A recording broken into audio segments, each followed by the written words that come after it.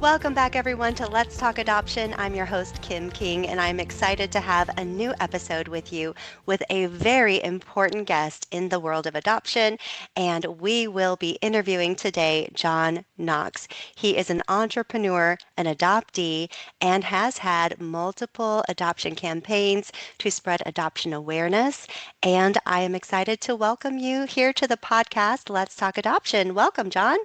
Thank you, Kim. It's exciting to be with you. I love your show. I appreciate Thank you. you. Thank you. We recently, so how this came about. Now, you've been in touch with Lifetime and the podcast over the years, but had never been on as a guest, right? That's correct. So we recently did an episode that listeners probably remember because we got a lot of listener listens and views on that episode. It was all about the Super Bowl commercial that talked about adoption as an option. And that Super Bowl commercial is part of a campaign that you can go and learn about at adoption.is. And the man behind that campaign and the man behind that Super Bowl commercial is the man we have right here today, John Knox. So, John, tell us a little bit more about this campaign where you ended up being able to get a commercial about adoption to air while the Super Bowl was on. It was so exciting. We loved doing the Super Bowl commercial. Last year we decided we wanted to do that. And we weren't sure how to go about that, but we ended up making a commercial. We submitted it to NBC and the Super Bowl committee for approval, and they approved our ad. Since we were a new advertiser, they came back and said that they would only give us a 30-second spot in the middle of other commercials in the second half, which was not the spot that you wanted to be. And so that was a little bit disappointing because our commercial is called The Girl in the Middle, and it's a 1 minute commercial. And so we started trying to figure out other ways of doing that. So we bought regional networks of NBC affiliates to show it. We then figured out we could do it with streaming TV, and over 50% of all the people watching television today are on streaming. So it showed all over the country on a streaming basis. And then Turning Point decided that they were going to do an alternative halftime. And so I immediately went to Phoenix and sat down with the top Turning Point people, and they loved the commercial, and they said they would show it on their halftime. And so we had all these different avenues. And so we're not sure where we keep hearing more and more people saw it on TV, and we're wondering even how they saw it in some of these different areas. It has just been amazing for us in terms of that. Mm-hmm. One of the things that also happened that we learned about, because we had never been a big advertiser like that, is that the Super Bowl advertisers now release their commercials before the Super Bowl. And Budweiser was the first one to release it about 2 weeks out. And so right after Budweiser did, we said, oh, that's how you do it. So we released ours. And so it went viral on the internet before the Super Bowl, before there was ever a kickoff. Lila Rose and Live Action picked it up, and they put all sorts of campaigns around it, and they showed it. Their efforts had it shown greater than 20 million times. They're telling us today Wow. that in the last 8 weeks, our commercial's been shown overall more than 100 million times of The Girl in the Middle. And it pulls in both sides so strongly. The pro-life side originally didn't like it because they said, you're making us look just as bad as them. And the reality is, this is how the girl in the middle sees the fight and sees it. And that's what we stayed true to. So we said, no, we wouldn't tone it down or turn down the volume or anything on one side, that it is truly how she sees it. And so I think that's where it's been so effective and such a fun thing to go do. And that's what I picked up on as well. And I shared it in that podcast episode that this is really, like you said, this is how she sees it. It's from her point of view. No matter how we intend to come across to a woman in this position, it's very noisy to her. Yep. There's a lot of noise. And to her, it can feel like people are screaming at her. And that's the energy that you conveyed in that part of the spot. Take us through just a little description of the spot itself for those who might not have seen it yet. For those that haven't seen it, it's The the 100 fight. million, you already saw it, but everyone else. Or don't remember it if they saw it. Hmm. So it's two sides. It starts with a girl in a bathroom who sees a pregnancy test, and so people resonate right away. The first second of the commercial, they know she's pregnant. And so what happens is she finds herself in the middle of the fight between the pro-life and the pro-choice community, both sides yelling and screaming and both sides pulling her in. And so what we found with the commercial is most people really get pulled in very intently because they don't know what this commercial is about, right? They get pulled in from both sides really hard because they have such strong opinions. And they want to know, where is this going? Is this my Hmm. side or the other side? I think is what they're really thinking. And so they're pulled in very intently to this. And when you get to the end, it's a surprise. Adoption is an option because they hadn't thought about that.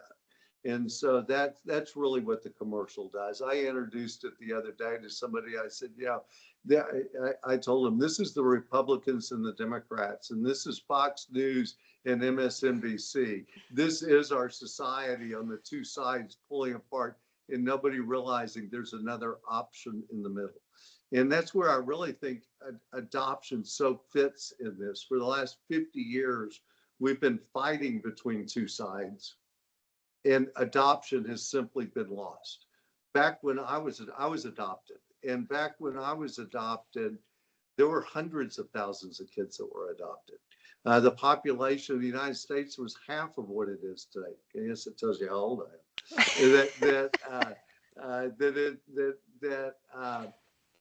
When I think I was born in 1955, and I think that year there were 175,000 adoptions. Last year in the United States, there were 25,000 private infant adoptions, which means it's just been forgotten. I mean, there were 4.6 million pregnancies, more than a million abortions, and 25,000 private infant adoptions. It's crazy. The Hmm. Our research is showing that 86% of the people in America think adoption is a good option. It's a viable thing. It's something good in America, but then birth mothers don't choose it. It's and so I think as a society we need to eliminate the shame and guilt around adoption. We need Hmm. we need to work to do that, and that's what I'm hoping to do. One of the reasons I love the girl in the middle is that way too often adoption is the choice of the choiceless at the end when they're in the hospital and they've got no other choice to do. That's not when you need to be thinking about adoption. You need to think about adoption from the beginning of your pregnancy. Plan for adoption. I think you need to know today that you can pick the family. Most people don't know that. Our research that we did with Opt was showing that more than 50% of the women say, I couldn't possibly put my child in this system. That's crazy that they would be thinking that. Well, what normal person would ever put a child in the system intentionally with our foster care system in America? They need to know that they get to pick the family. And so Hmm. and so that's Right. that's what we're trying to communicate. And that is an unfortunate misunderstanding that a lot of people have, that when I speak with families every day at Lifetime Adoption as an adoptive family coordinator, I have to remind them, stay in the bubble of private adoption with me. Come over here, I'm inviting you into this bubble because what goes on in the foster system and the stories you've heard can that can create a lot of assumption and misunderstanding and fear But let's go to private adoption where a woman is choosing adoption, where the baby is never in the system. She's not abandoning her child. She's providing for her child by making a loving adoption plan. Like you were saying, John, she's picking a family. She can get to know them. She can decide how the adoption goes, all the ins and outs and details of exactly how the placement will occur, down to who places the baby into the arms of the adoptive parents. And she can get to keep in touch with them throughout the years as the child grows up, and they can all agree on what that plan looks like. And there's a lot of support and education. So when we look at the foster system, the thing I just described isn't really something you see over there. And in fact, it might not even be possible in most scenarios where you have a child that's been removed from the birth parents for a variety of reasons. And that whole situation is very different from a woman who's choosing private adoption. And sometimes the women choosing private adoption are also women who have had children taken from them and placed into the foster system, or they are adults who grew up in the foster system. And so when they think, would I choose adoption? Well, I don't want a child to grow up like that. I don't want a child to grow up in the system like I did or like my friend or cousin did. And so we need to really make sure there's a clear difference between foster the foster system and this happening to someone and private adoption where you are creating this adoption plan. And where, especially in Christian adoption, everyone gets to be the answer to each other's prayers. Right. Hmm. That's so important, Kim, and I love the way you explain that. I mean, the idea that she can pick the family, the idea that she can pick a good family. Her child doesn't have to grow up in that system if that's what she did, like you talked about, or she can pick it because maybe she's not ready. I mean, Hmm. some many of the people that place for adoption have other children at home, and maybe she's not ready for another child at home, or maybe she's in high school or college or something else, and she thinks she only has two options. That's part of where we went with this commercial too, Hmm. is that she has more than two options. Her life may not be ready. She may not be in a relationship. She may not be ready to do that. uh, uh, an awful lot of the birth moms have gone on to uh, uh, have tremendous careers, and I forget, there was some percentage of them that was there was a huge amount, 20 some odd percent of them went on to get master's degrees after placing children for adoption that were in some of our research. Most of them went on to get college degrees. That was kind of an older group set because this was measuring them at a later date, but they just weren't ready at that point in time in their life. So it made sense to place for adoption. And so the research you're talking about, is this with the Opt Institute? It is. The Opt Institute we formed. George Barna did our original research, which was just incredible. Normally, he doesn't do outside people or outside things, but it really touched his heart. And so he wanted to do our initial research. And so the Opt Institute has sponsored 10 different research projects on infant adoption and birth mother studies. And we sponsor the National Council for Adoption to do counts and publish the by the numbers report that gives us the statistics by state on adoption and that type of information. So I think Opt has kind of become the number one think tank and research organization around private infant adoption. So when it comes to, oh, quickly, before I ask that question, where can people read up on some of these findings and the research? The Where's the research is all under optinstitute.org, and all the research is there. That's great. That's wonderful. I think that we're living in such a time when private adoption, there's more of a span of time, decades, so there's actually something to measure. And as we come out of the era of secrecy and shame surrounding just even the cornerstone of what brings a woman to adoption, um, now we're able to get more of that information because more people are talking about their adoption stories and their connections to adoption. Um, boldly. And so you're able to access people and involve them in the studies to help the generations to come and to really share the truth of what adoption is and what it isn't and the lifelong impact for everyone involved. I mean, there is such a lifelong impact, obviously. And I want to also just understand how this idea of this commercial and how this all, how did, take me like behind the scenes of the actual creation of the video before. And I also want to make sure we ask you about your adoption story because I love it. So that's going to be the next part of our episode. But for now, take me behind the scenes of the workings of how this commercial all came to be.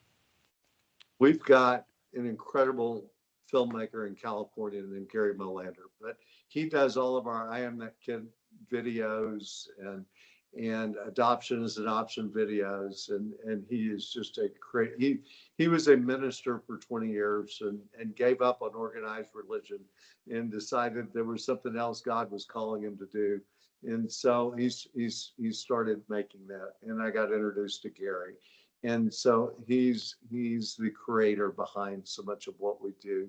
And then we've got an incredible marketing team in Chattanooga, Tennessee, and called Whiteboard. And so we were collaborating. We were talking about this idea of doing a Super Bowl commercial, and we kind of planned it out and came up with the structure and everything else to it. And we were uh, going forward on it, planning for it, and sort of putting together budgeting on what it was going to cost and how we were going to do this. And it Mhm. came in a whole lot more expensive than anybody thought that it was going to, which some of these Yes. projects tend to do. And they presented it to me one afternoon, and it was kind of like, well, we're not going to be able. Everybody kind of had this feeling that we weren't going to be able to do it, and we kind of left the call that way. And Debbie Tingler is our executive director, and she and I both hung up from this call, and my phone rang the second we hung up from the or got off of the Zoom meeting, and as soon as I did, my phone rang. It was Debbie. She was like, we're going to do this, aren't we? Because I left it that we were going to pray about it and think about it. And we would talk the next morning. And so my phone rings. She went, we're going to do this, aren't we? And I said, I think we have to, don't you? She said, pray about it and think about it. Let's know in the morning. And so I called Gary back the following morning. He had already told our producer and all the team that we're not going to do it. And I called him back and said, we're going to do it. He's like, are you sure? I said, oh yeah, we're going to do it. Mhm. And I don't know how we're going to get it on the Super Bowl. I don't know how we're going to, if we're talking about production costs, I don't know how we're going to pay for that part, but we're going to do it. God wants us to do this and we're going to do it. Mhm. And we all pulled together and got excited about it. And we ended up with a producer out of Tennessee, and we filmed in Nashville with just an incredible studio there, and the whole team was together. And Philip Bergman, who videos so much of this, and Philip has been such a key part of pulling it all together. The whole team just pulled it together, and that's where we did it. Mhm. That's what we did. Wow. And so then did you have to go through multiple versions of it before you all agreed on the final results? Were there any changes from the initial storyboarding to what we all got to see in the public? You go right to the. How do you get this? Is God like giving you these questions? Yes. It that's really interesting because we have a version that's called duality, which you haven't seen. The world has not really seen, that the producer in Tennessee came up with. And we changed that duality to make it into the girl in the middle. It's the same story, but told a little bit differently. The girl in the middle that you saw on the Super Bowl was the right version for the Super Bowl. And because it had the voiceover to it. Okay. It was saying you're hearing these loud voices. They're telling you you've only got two choices. And the reality is there's three. And so that I as an older person and people who are watching the Super Bowl tend to be in an older crowd, like that version in terms of it kind of walks you through what it is in that regard. There's another version that's called Duality, which was actually the original version, that does not have the voiceover. You hear all the crowds, it's all the fighting. You still get an answer at the end that pops up to say adoption is an option, but you don't have the voiceover. You kind of live through the emotion of the story and and then see adoption as an option at the end. And in our testing, which we're doing right now with Meta, so with Meta, we've got 40 different pieces of all this that are kind of being played and tested. Duality is actually testing a whole lot better. And with young people, it's testing a whole lot better, maybe 10 to 1 over the girl in the middle. It's Mm. amazing. And so Hmm. we're finding the right opportunities to use duality, which is a little different twist from it. And um, we're exploring with all sorts of different groups right now how we will be able to present that. I'd love to do something as big as the Super Bowl and get that released. So we're trying. Hmm. Right. Wow. That I was not expecting that answer. That's what, There really are two. that's where I said, where did you get? Did God like give you that question or what? There is another version. He is definitely enmeshed in the conversation. Absolutely. Um, I think just from the testing that you're doing, perhaps with the younger crowd, do you think maybe without the voiceover, it feels more organic, which is more real, and the younger generation is on to us about the things that are not real. So they are hungering for what's real, and without the narrator, it feels more like a documentary. Real. I don't think the narrator of this with the voiceover is telling you what to do. Okay, Right. because it's just saying you in terms of that. But when we test it with both, they go, Mhm. I like this one better because it's not telling me what to do. Uh-huh. I Mhm. think emotionally, it's not. There's no voice talking to me. I'm drawing I'm drawing my conclusions from this. It's the emotional pull into it, and I'm drawing my own conclusion. It's funny that you say that because when I was thinking of how to word that question, I didn't want to insinuate that the voiceover was telling them what to do. So I didn't I think I didn't say that. I don't think so. But that's funny. That's funny. Yeah, so well, I am interested to see how that next version pans out and who it touches because when we were prepping for this episode, we were like, well, you and I both know adoption is an option. And all the pro-life people, they know adoption is an option. We really need to be it's education for the ones who don't know, right? And that's, You said something earlier. I want to comment on that. You talked about the secrecy and the shame, mm, and you just said all the pro-life people know that it's an option. The pro-life people don't promote adoption. It's amazing when you look at. I mean, there's 3,000 pregnancy centers in the United States. They don't promote adoption much. I mean, it's they don't want to bring up adoption. Many of them will say because they're afraid it'll force her to go get an abortion. I mean, that's mm, crazy. Think about the reputation of adoption if that's really the concern. I mean, they say, well, we're not educated in terms of knowing how to talk to her about adoption. How hard is it? You just educated the world in 1 minute explaining that she gets to pick the family and what that is and that she could have an open relationship. I mean, that's not real hard. That's not real hard to explain. It's really this reputation of secrecy and shame around adoption. And in my lifetime, I've seen the way that the gay community has changed. Okay, in terms when you think about the gay community, it was secret and closed 20 years ago. 30 years ago, especially. Secret and closed, and it became open. Okay. And somehow we've opened up things like that in our society, and we've kept adoption as closed and secret. And so I Mm-hmm. think that's exactly what we need to do. I mean, a birth mother is never going to feel like a hero for placing her child for adoption. I mean, Mm-hmm. if she ends up pregnant, she's got three really hard choices. But we need to be honest with her that she has three choices, not two. And Right. when if she chooses adoption, it's a sacrificial, loving option. It's fabulous normally for that kid. Okay, she gets to pick the family, so unless she picks a bad family, and it can happen, right? But if she can pick the family and give that kid a chance, that's something as society we need to celebrate. We need to recognize the hero that she is, even if she's not feeling like a hero. It shouldn't Mm-hmm. be something that's secret.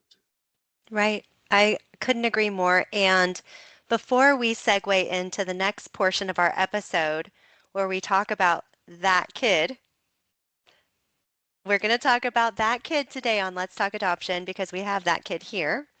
I am with John Knox today. He is the mastermind behind the commercial that aired in the Super Bowl, all about how women should have the awareness and be told that adoption is that third option. And if you are listening and you are part of the conversation that John just shared that happens, especially in pregnancy centers where you have such a tremendous heart for every woman who walks in through your door and she is in the most vulnerable state that a woman can be in.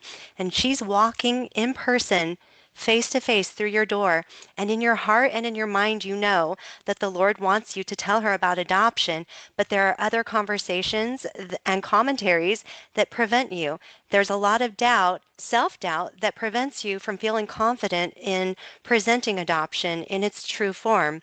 I want to let you know I know a girl who can educate you on that. So send me an email. You can message us through the website, letstalkadoption.com, and I will connect you to a woman that does phenomenal virtual free adoption training, especially for pregnancy centers, support groups, and any other ministry.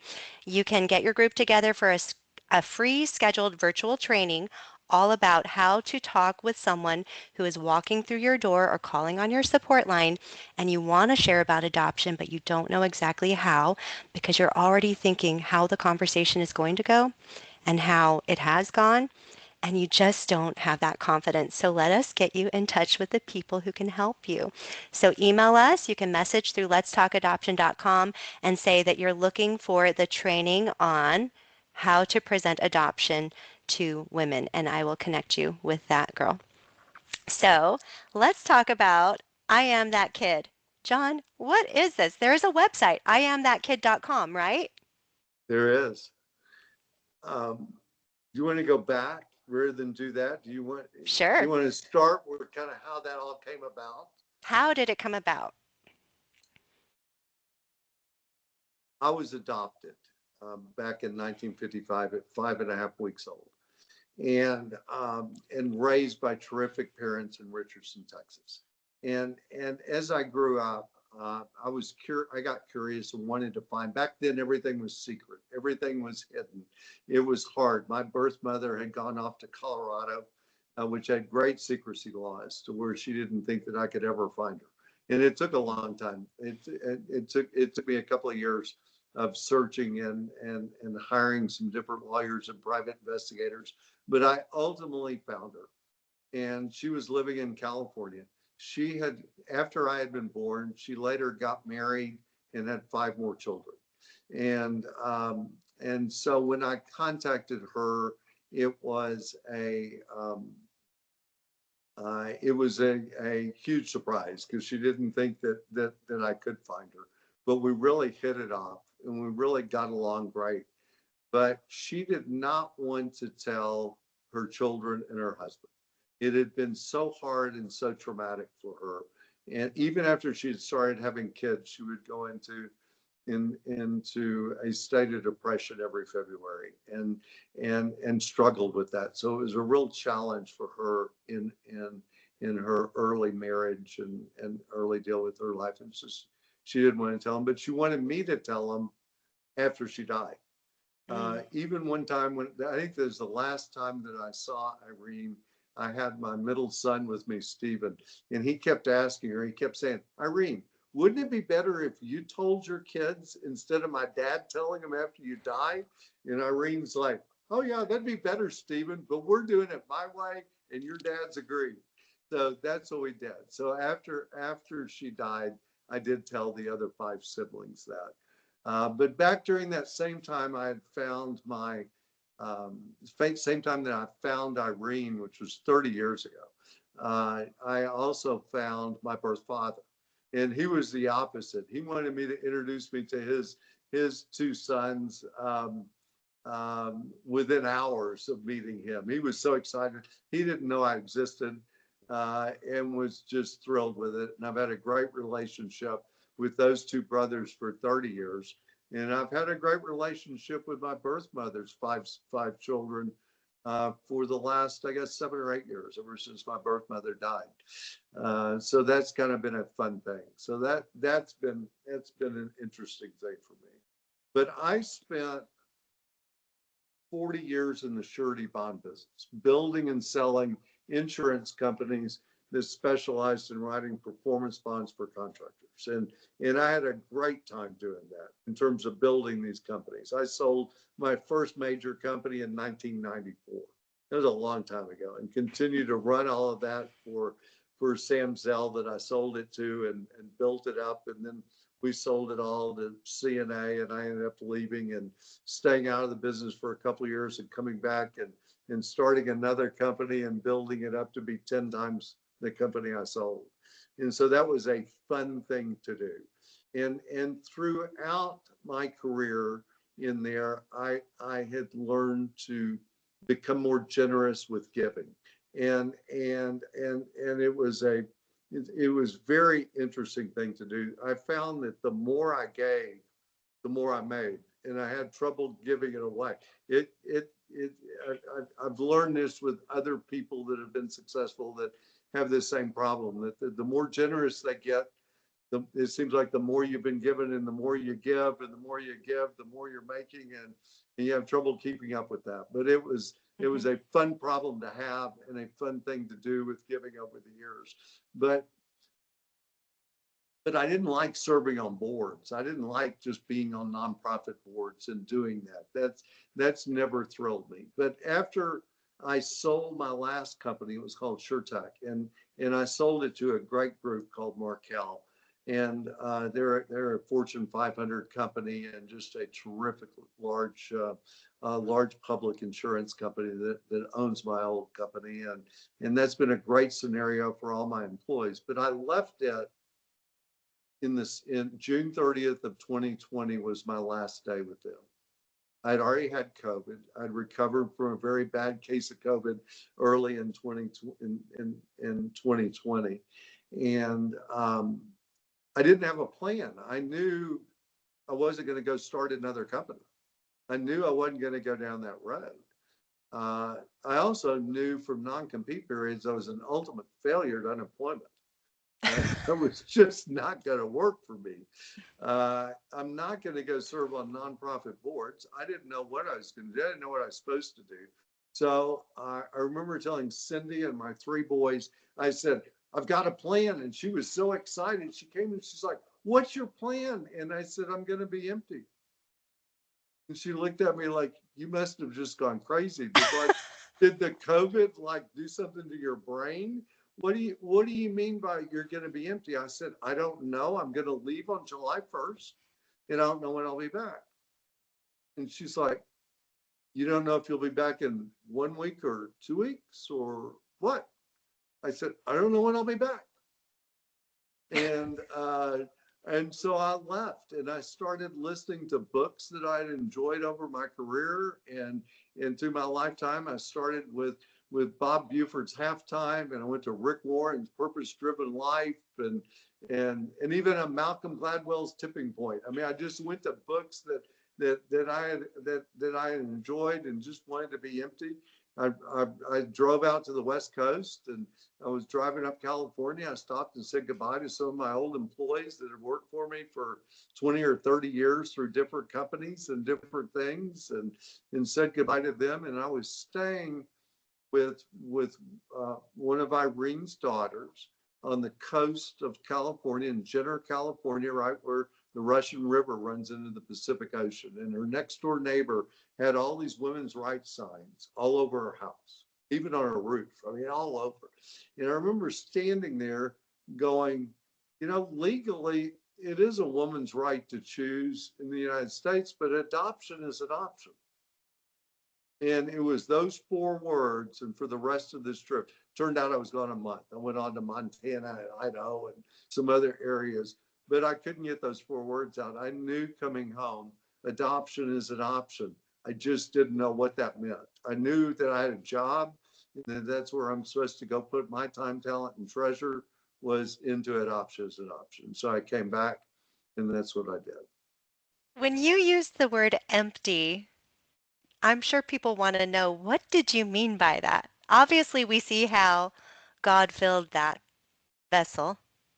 Is that is that what you mean? You wanted to be just an empty vessel to just see what the Lord had for you? What do you mean by that?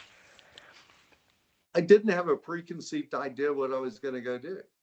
I didn't have a preconceived idea on what the next phase of my life was supposed to be. It I didn't have a plan for that. I knew I didn't want to go start in. I didn't need to go start another company. That's not what I'm supposed to do. What can I do in really being open to God on saying, use me, you know, use me where you want to use me. And so that's what I think about being intentionally empty was for me, is just saying, God, use me. What do you want me to go do? Mm-hmm. And I really think he answered that. Mm-hmm. Um, you know, I kind of related with Lila Rose this weekend when I was her. She said, you better not ask, because he said, you better not ask if you're not really serious, because he really might do it. He really will do it, you know, in terms of filling you up on what you're supposed to go do. I Right. have never been busier than I've been with adoption as an option, than I was with any of the companies that I ever started. Mhm. It's the busiest job I've ever had, and the most fun. So, you allowed God to fill up a brand new vessel that you allowed to be emptied, because it sounds like this is for the first time in your life that you woke up in the morning and didn't have an agenda on multiple levels. Lately, I feel like I'm waking up with a bigger agenda than I've ever had on multiple levels. So I don't know. So For I sure. could have gone that way, right? It's Yeah, just it's just he's giving me more to go do. I I love that. came back, and so in 2020, I came back. I ended up forming adoption as an option. I ended up funding it in December on December 3rd of 2020. Um, and I still didn't fully know where we were going with that. We came up, we developed a program. A gal named Katie Olson and I were talking about it, and she was running a big foster care support nonprofit operation in Texas, and Katie and I both came up with a name that we thought was a great name. It was pretty close to I Am That Kid in terms of a campaign that we were going to go do. Katie and I both wrote it down, and then we had to leave and come back and meet the next morning to kind of finish our conversation. And both of us had gone away and changed the name to I Am That Kid, and didn't even know we had changed it until we went back to the whiteboard we were working on and realized we both changed it to I Am That Kid. So it's, you just really feel like we both got that same message, that that's what it's supposed to be called. But I Am That Kid was the first campaign we did with adoption as an option. And I met Steve Stenstrom from Pro Athlete Outreach, and he partnered with us to help do that. He went, your story is the same as Lori's story, his wife, and invited me into Pro Athlete Outreach. They're normally spending all their time keeping nonprofits away from all their athletes, not taking a brand new startup and inviting them in. I mean, that was a miracle right there. But it was so fun with Steve to go and start going to their events, to the NFL conferences with all the professional athletes. That's where I met Gary Molander. That's where they introduced me to the greatest filmmaker that I could have ever found in terms of finding somebody to go do that. That's where we started making some of the different videos. That's where we've ended up with athletes and entertainers and all sorts of different people that have been adopted, all telling their stories and all sharing this. I love Olympic that. athletes and people like that. Giving people a chance to document their story. And also, when they're documenting and they're sharing, you see how every story is unique.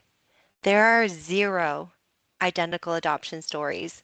Yep. When you really look at the details, the timing, and how God weaves the paths of everyone together, every story is as unique as our fingerprint.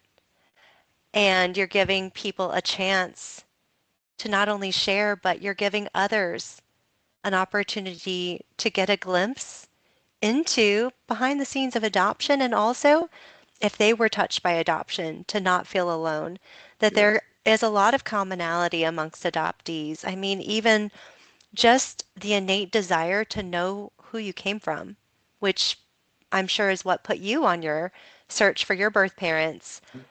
How old were you when you found out you were adopted? How old are you when Approximately. you learn to speak?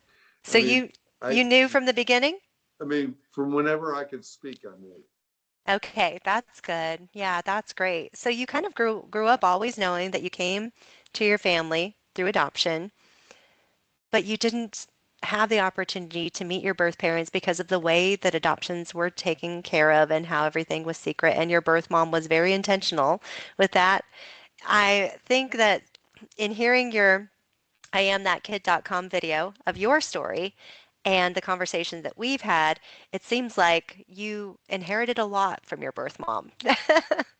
I think so. As far as those traits, what traits do you think you share in common with your birth parents that even though they weren't the ones who brought you up, but when you met and you talked, you realized you had things in common?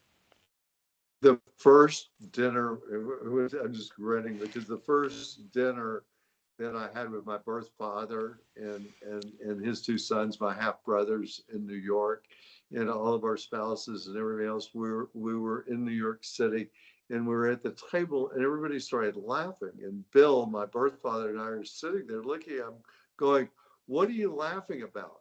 And we were both kind of sitting there. We both had our hands in the exact same position. Our mannerisms were exactly the same. We were tilting our head the same. We were making comments. And it's like, how how does that happen?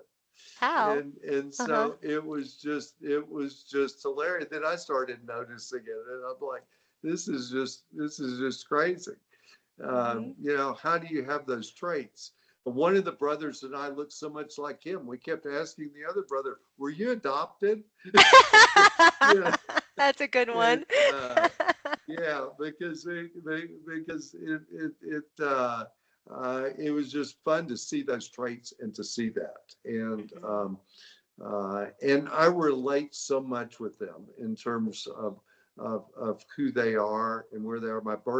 My siblings have really strong work ethic and moral feelings about marriage and life and things that are the kind of men that you really like and really respect Hmm. and really relate really well with those guys.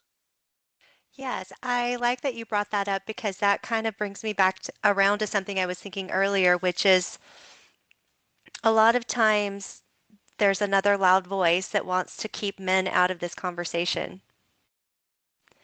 And I think men belong in this conversation because men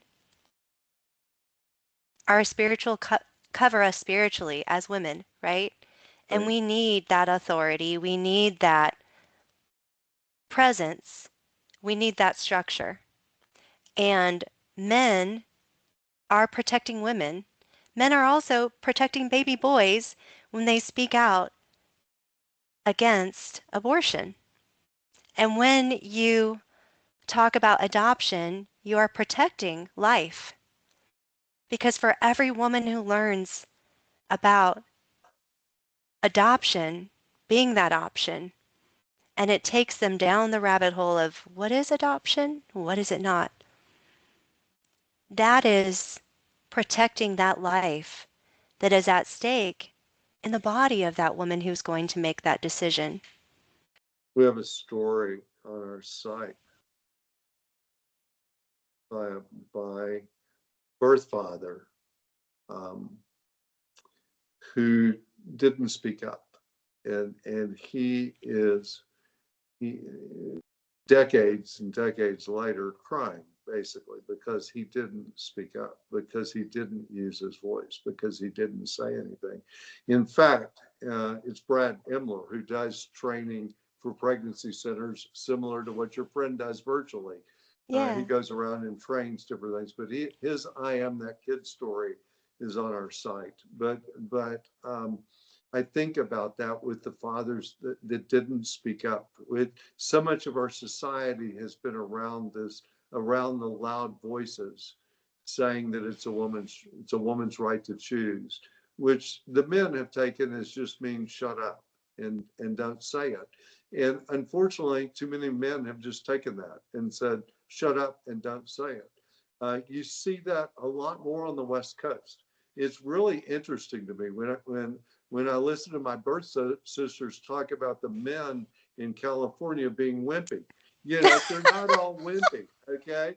There are some great men in California, but I do know what she means. But I think part of that is this loud voice of the women's movement and saying you don't have a voice and buying into that. And in Texas, we just call that BS and going down the road and say, yes, I do have a voice. So that's why I'm picking on California just a little bit. Sure. But uh, I think everywhere though, way too often we don't speak up when we should. And we need to be supportive to women in terms of the choices they're going to make. But we need to understand that it may be scenarios that men don't want to. If they're not having an ongoing relationship, whether they are or aren't having an ongoing relationship, maybe they don't want to pay for that child or support for that child or something else. And they don't realize that with adoption, they don't have any legal responsibilities, that adoption is a wonderful option for them, and that kid's going to come back to them, whether they have a relationship while they're growing up or not. That kid's going to come find you. He's going to be like John Knox. He's going to go search them out, and he's going to come find you. And 20 years and 30 years and 50 years down the road, you're going to be really glad that that kid was adopted in terms of where that is. Hmm.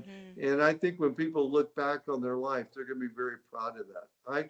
I didn't understand when we first started testing the commercial on the girl in the middle.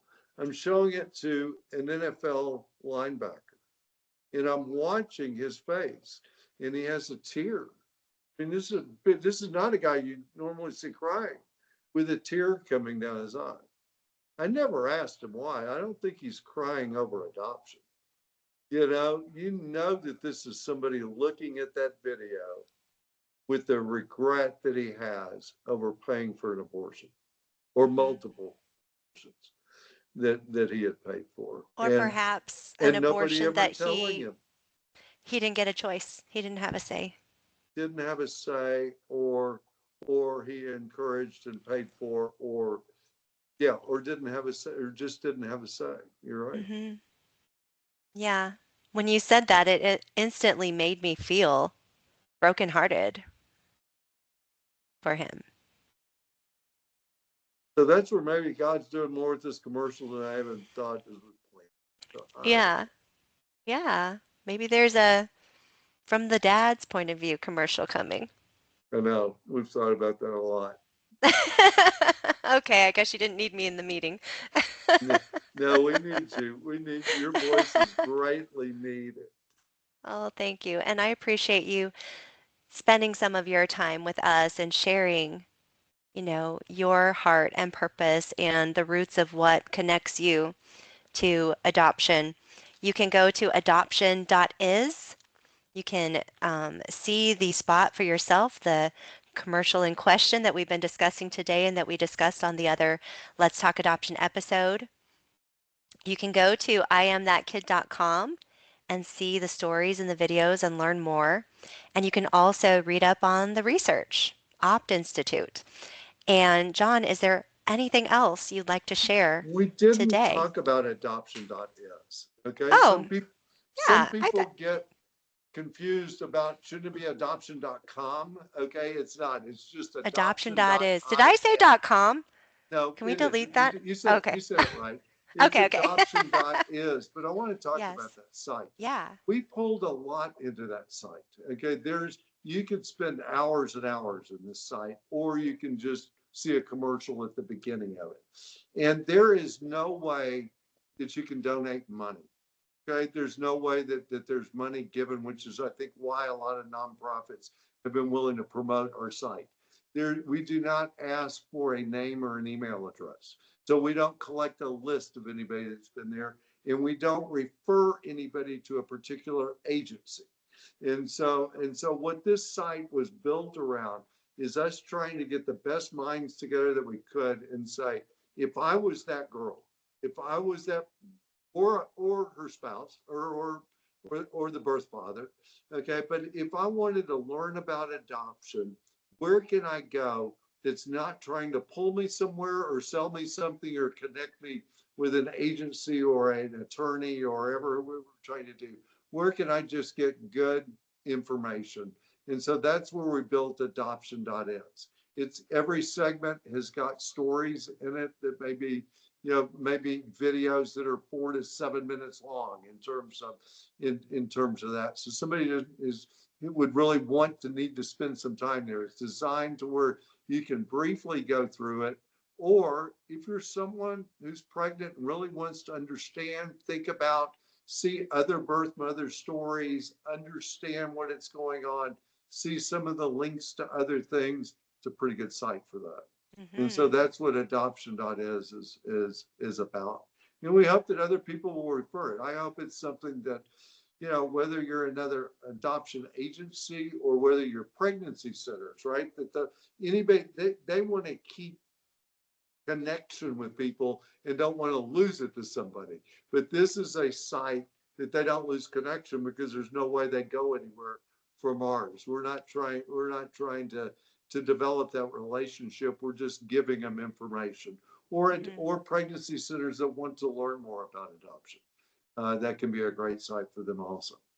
So it is purely the education that adoption should be an option. Adoption is an option. People don't realize that, and that is the whole mission, that adoption is an option. And I said this before, if you are listening here on letstalkadoption.com or on any other platform, go to adoption.is and find something that you want to share on your social media. Share it on your story, share it on your page, share it, in your chats, your group chats, and spread that awareness. It is one of the best tools that you can have to start the conversation in a way that's not confrontational. The website is not confrontational at all. It is purely for education and awareness. And it's not trying to convince anyone of anything. It's just giving information, which is what the world really needs more of. Because I feel like when you encounter a woman who has a choice to make, she feels if you have an agenda. She feels if the conversation that you're having with her is coming from something much bigger that has nothing actually to do with her. And this is her story and her life and her vulnerable moment. And so she really needs you to cut to the core and see her and the moment that she is in her actual life, because she's not part of an agenda. She has her moment right now and she has to make a choice. Instead of having to link to our site to Sure. share information on social media, if they go to adoption.is/action, there is a page that's there. Nobody knows about this yet. We just put it up. That's got our resources there where they can have direct access to the videos. They can download them themselves. Okay. Wow. This is what's different. Instead of just having to link to something, this is part of our whole idea of just giving it away. Okay, there's not many people who will just give it away that they can have the full downloads of all You of know, that, but they can. I love that because people always are waiting for the catch, Yep. trying to build your email list, trying to refer me to someone else that's going to get me somehow, trying to get a Mm-hmm. donation. They're looking for the Mm-hmm. catch. Yep. And Yeah. that's what we're. I was in a meeting with one of the biggest television ministers in the country with his marketing team. We were an hour and a half into this meeting, and this guy that rents it throws up his hands and jumps up and says, "There really is no way in here you're making any money." I'm like, "There's really not. This is our give it away, not we're trying to make money out of it deal." Yeah. Yeah. And I think that that is such a great example of stewarding well what the Lord has given you. That every choice that was made for you before you were even born, and the choices that you then made throughout these decades, has led to where you are now and having a tremendous opportunity to steward well the calling that God has put on your heart and on your life. That you're using this next chapter of your life for something so much bigger. You've experienced so much and so much success in your life. You've built a family of your own and you've built multiple, you're a builder, right? You build things. And now you've created something that is leaving a greater legacy. It's a mind shift. It's because I haven't done it. God's done it, and I get to do it. And when you Hmm. start looking at the money side of it, that it's His, not mine. And so if you Hmm. start looking at it as a steward of His money, and so I start going, where does He want it spent? Hmm. And I really think that's how we did the Super Bowl commercial for the amount of money that we did. He wanted it done, and it happened. Hmm. And so we still have money to continue to do all these other things. So that's, Hmm. I couldn't do that. He did that, but it's a mindset that it's his, not mine. And Hmm. I just want to be a good steward of that. And anything else that you wanted to talk about today with our listeners here at Let's Talk Adoption? I just want to thank you, Kim. Yeah, your show that you did about the Super Bowl commercial was so special, and I've had great admiration for you, and what you're doing and how you're helping the world of adoption is just terrific. Let's Talk Adoption is a fabulous program. Just really appreciate being on. Thank you. Thank you for so much for saying that. And if you have been listening to Let's Talk Adoption, you know I'm just next in line behind in the footsteps of our founder and our original host, and I've learned so much from her through the years. And also, just the Lord, the Lord puts it on your heart, right? And you're just wanting to be an instrument for the Holy Spirit. And so I think that's where my words come from. I just try to stay out of the way. Get out of the way, get out of the way. Let him That's work. a He's like, that's a "Hey, great way will to you put let it. me now?" Yeah, Yeah. let me. Okay.